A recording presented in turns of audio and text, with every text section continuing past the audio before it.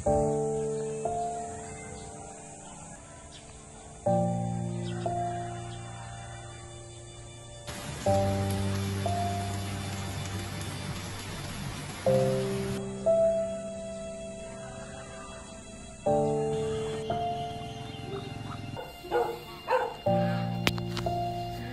Pilipinas, isang magandang bansang archipelago, ay kilala sa kasaganaan ng agrikultura. Ngunit, ang mismong mapagkukunang ito ay nasa ilalim ng banta. Ang pagbabago ng klima ay nagdudulot ng pinsala sa agrikultura ng Pilipinas. Na may tumataas na temperatura, hindi nahuhula ang mga pattern ng pag-ulan at madalas na mga kaganapan sa matinding lagay ng panahon.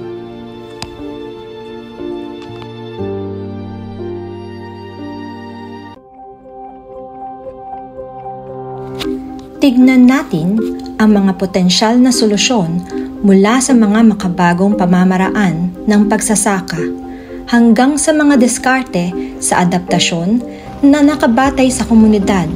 Samahan kami sa pag-aaral namin sa kritikal na isyong ito, sa pagtuklas ng mga hamon at pagtuklas ng mga landas tungo sa mas matatag na hinaharap para sa agrikultura ng Pilipinas.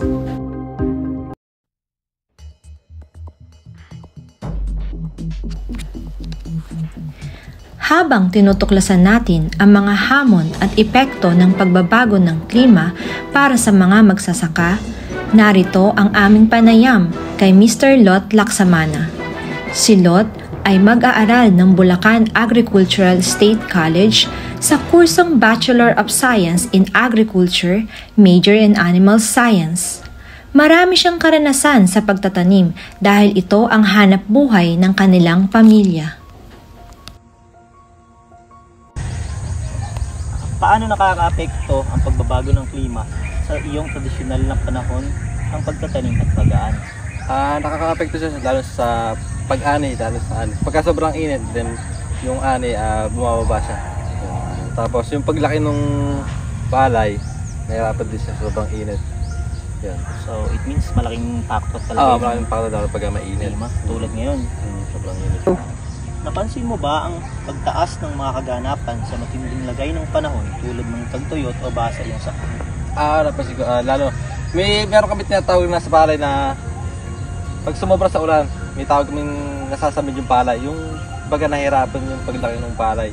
Yung baga na-delay siya sa ilang days pag sobra sa ulan, gano'n. Minsan sa ginagamit din namin mga herbicide, yun. Naapektuhan din yung mga paglaki ng palay. Paano naman siya tulad ngayon? Matinding tag-init. Ano naman ang naging epekto? Apekto ayun. Nagkakaroon siya ng sakit minsan sa dahon, sa ugat. Minsan biglang tuyo nung lupa. Kaya yung palay, nahirapan din siyang lumaki. Marangkada.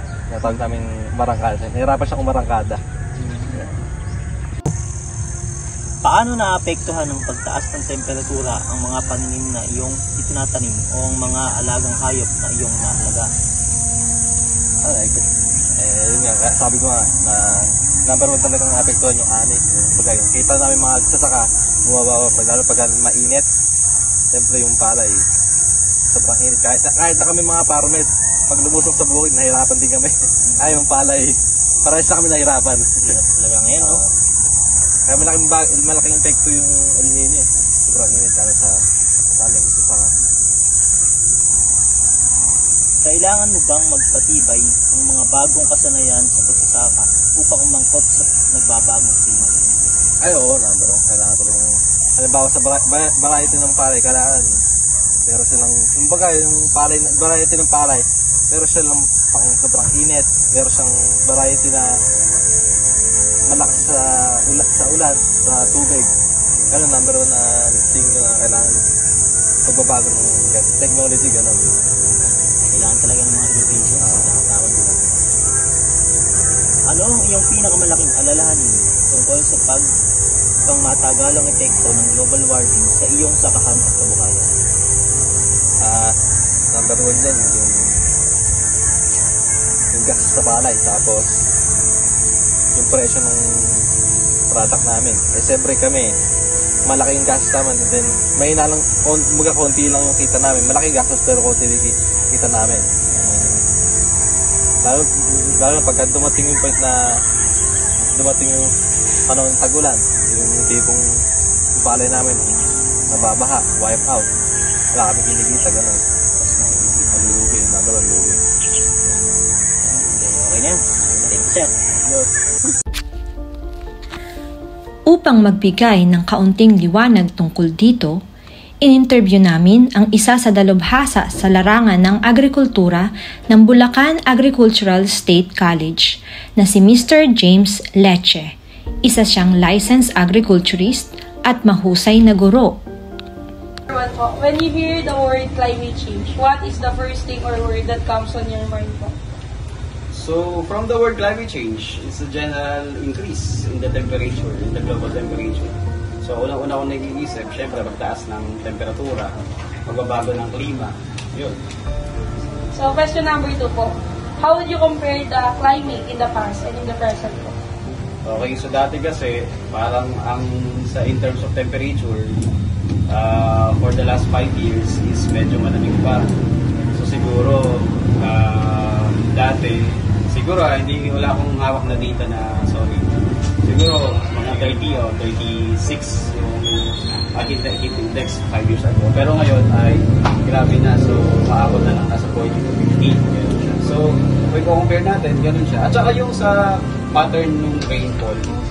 So yung kung dati-rate ay na-anticipate pa ng mga farmers yung kung kailan sila magtatanim, mag-aani, pero ngayon ay hindi na kasi nga hindi na nagbabago na yung rainfall pattern. So yung mga farmer na-relate ko na lang kung kailan sila magtatanim, kung kahangga at saka yung sa pag-aani. So as an agriculturist po, what do you think are the reasons why you experience this kind of climate that we experience right now po? Okay, so yung climate change is pagbabago ng klima ay based doon sa natural causes at saka doon sa anthropogenic activities. So sa natural causes, andyan yung sa volcanic eruptions, ganyan. Pero malaking contribution talaga yung man-made activities o yung mga tinatawag na anthropogenic activities. So lalo-lalo na sa agriculture, so sadly tayo yung pinakamalaking contributor ng climate change dahil yung sa animal industry at saka sa crop industry. So sa animal industry, yung manure, 'di ba? Tapos sa crop naman is yung fertilizer application, sa pesticide, at saka isa pa, malaking area ng agriculture yung nasasakop. So yung dating mga forest lands is kino-convert into grasslands para doon sa animal production. So marami ding mga dahil din sa agriculture, maraming mga farmers yung nagre-result sa slash and burn o yung hanging system. So instead na tinatamnan ng puno, ang nangyari, pinuputol natin yun.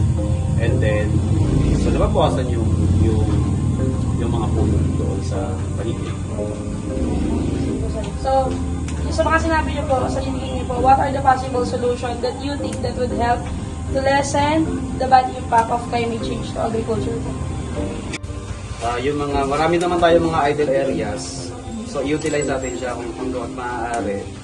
Itamnan natin mga puno. Ayan. So tapos sa simple sa community natin, tamnan natin yung mga puno kasi malaking ganyan malaking impact yun. So, at isa pa, siguro para malesen yung negative impact niya sa agriculture, nagamit tayo ng mga varieties na nakaka-adapt na doon sa climate change. Tapos, marami naman mga technologies ngayon na kaya makipagsabayan doon sa climate change. So, last question na po. Can you share a success story when your agricultural practices help reduce the impact of climate change in your local community? Okay, so sa aming local community, wala pa. Pero doon sa mga napuntahan naming mga communities, and yung mga practices nila, ang ginawa nila doon is yung multi-story cropping. So, instead na nagre-resort sila sa monocropping, so napakaraming mga crops doon sa kanilang area. So, may puno, mayroong puno sa paligid, tapos mayroong mga shrub, tapos may mga different plants, different types of plants, ganyan. And then yung iba namang mga farms na medyo progressive, ang ginagawa nila ay gumagamit sila ng mga rainwater harvesting. So yung during tag-ulan, yung mga excess water na pupunta doon sa harvesting facilities, then naiipon doon. And during summer months, ay ginagamit nila yun for irrigation. So, yung iba naman ay mulching. Ayan, so yung mulching, organic mulching, na kanila, ginagamit nila. And then, yun, yung iba namang mga farms, ito tanim sila ng madre cacao. Madre yung kakawate na sinasabi nila. So, it's very resilient ng species na yun. So, bukod doon is nagkakaroon ka ng sustainable fertilization. So, yun. Okay. Kahit na ang pinakamaliit na aksyon ay maaaring gumawa ng pagbabago, sana ang henerasyon natin ngayon ay magbigay ng inspirasyon sa bawat isa upang makagawa ng solusyon sa pagbabago ng klima dahil lahat tayo ay konektado sa planetang ito. Let's work together to heal the earth and build a more sustainable future.